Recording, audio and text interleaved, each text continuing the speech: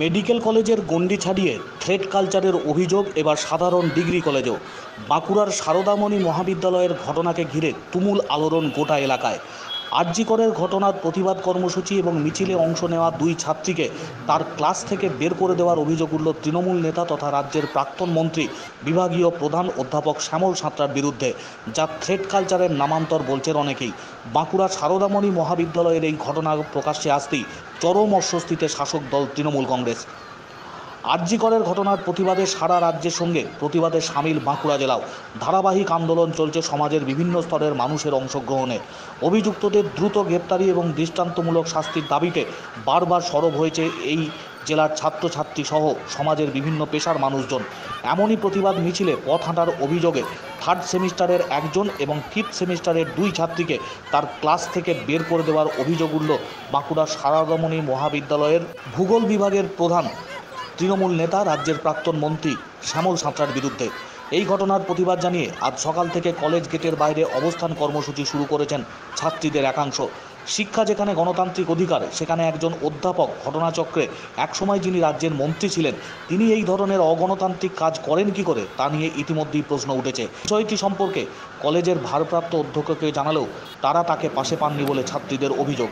এই ঘটনায় ছাত্রীদের পাশে এসে দাঁড়িয়েছে বামেরা। বাম যুবনেত্রী মৌমিতা ব্যানার্জি প্রাক্তন মন্ত্রী এবং অধ্যাপক শ্যামল সাঁতরাকে ক্ষমা চাওয়ার দাবি জানিয়েছেন। এ বিষয়ে ভারপ্রাপ্ত অধ্যক্ষ দেবব্রত মুখার্জি জানিয়েছেন, ছাত্রীরা বিষয়টি জানালে তা মিটিয়ে নিতে বলি। ওই অধ্যাপক শাসক যোগ এবং প্রভাবতত্ত্ব বিষয়ে তিনি অবশ্য কোনো মন্তব্য করতে চাননি।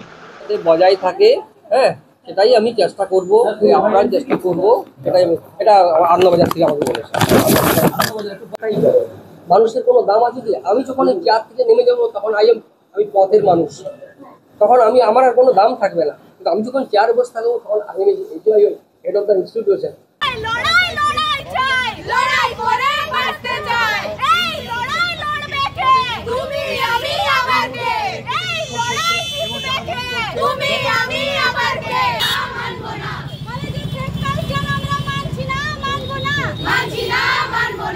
মানে আমরা এখানে মূলত আমরা প্রতিবাদ জানাতে এসেছি। কালকে আমরা মানে 18 তারিখে, যেদিন 17 তারিখে তো সুপ্রিম কোর্টের শুনানি ছিল, তার পরিপ্রেক্ষিতে আমরা স্ট্রিট পেন্টিং এর একটা প্রোগ্রাম নিয়েছিলাম জুনিয়র ডাক্তারদের আহ্বানে। সেই প্রোগ্রামে আমরা প্রথমে কলেজের ভেতরে প্রিন্সিপাল স্যারের কাছে পারমিশন নিয়েছিলাম।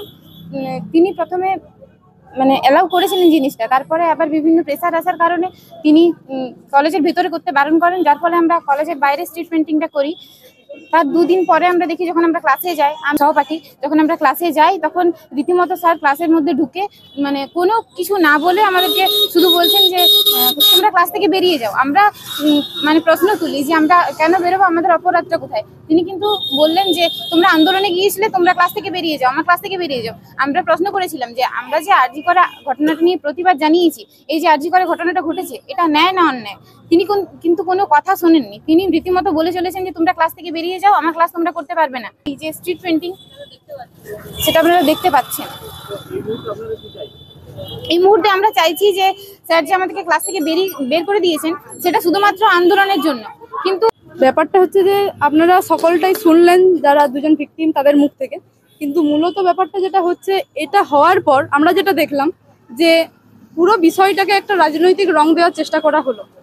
স্যারই বিবৃতি দিলেন যে এরকম কোনো রাজনৈতিক দলের সাথে যুক্ত। কোন ছাত্রীরা বলছে লিখিত অভিযোগ জানিয়েছে, তাদেরকে আমরা জানি না। আমরা কোথায়, ওরা বলছে নাকি চাঁদা তোলার কিসের চেষ্টা করেছে, ওদেরকেও আমরা জানি। ওরকম ভাবে করার মতন ছাত্রীও ওরা নয়। তাহলে আমরা ওদের সিনিয়র দিদি হিসাবে ওদের পাশে প্রথম দাঁড়িয়েছিলাম, কারণে আমাদেরকে বাইরে আসতে হয়েছে। তারপর দেখছি আমরা তো বিভিন্ন কলেজে আছি, যেহেতু পড়াশোনার গ্রুপগুলো আছে, থার্ড সেমিস্টারের, ফিফথ সেমিস্টারের, সেই গ্রুপগুলোতে স্যার কিন্তু আমাদের ভিডিওগুলো দিয়েছে। তারপর আমাদেরই একটা পোস্টার, যেটা আমরা সকলকে আহ্বান জানিয়েছিলাম যে সারদামণি কলেজের ছাত্রীবৃন্দরা আসুন, সেই পোস্টারটাতে উনি সারদামণি কলেজের ছাত্রীবৃন্দ জায়গাটাকে মুছে একটা পার্টির নাম দিয়ে দিয়েছেন, এই ছাত্রীবৃন্দ, যাতে সাধারণ ছাত্রছাত্রীরা ভয় পেয়ে যায়। এবং সামনে এসে বলার সাহস পাবে কিনা জানি না। আমি কলেজে 1 বছর পড়েছি, এই থ্রেড দেওয়া হয় আমি জানি। থ্রেট দেওয়া হয় এইভাবে, খুব হাস্যকর ভাবে, মানে খুব যে রেগে বলছেন কিন্তু ভিতরে সুরটা আছে এইভাবে আর কি, হেসে হেসেই ইন্টারনাল নাম্বার কিভাবে দেবো তোমরা এক্সকারশনে না গেলে, এইরকম বিভিন্ন কথা। যার বিরুদ্ধে এই অভিযোগ সেই অধ্যাপক শ্যামল সাঁতরা, তিনি কি বলছেন শুনুন।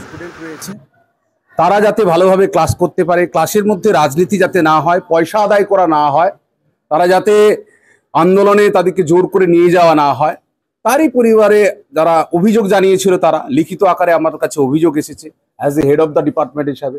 তো আমার দায়িত্ব যারা লিখিত আকারে কিছু নাম এসেছে তাদেরকে চিহ্নিত করে কালকে বলেছি তোমার আমার ক্লাস করার কোনো প্রয়োজন নেই।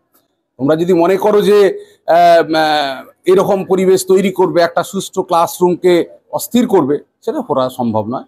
তোমরা যখন আবার ঠিক হবে আবার তোমরা ক্লাসে আসবে, এই জাস্ট রক্ত। এর আগেও নাকি আপনার থ্রেড কালচারের অভিযোগ আনছে, এর আগেও নাকি এক্সট্রাকশনের নামে বিভিন্ন জায়গায় যাওয়ার অভিযোগ করা হয়েছিল, সেখানে যদি কেউ যেতে না পেরেছিল আপনার। ফালতু কথা বলে লাভ নেই, কারণ আমাদের একটা সিস্টেম রয়েছে।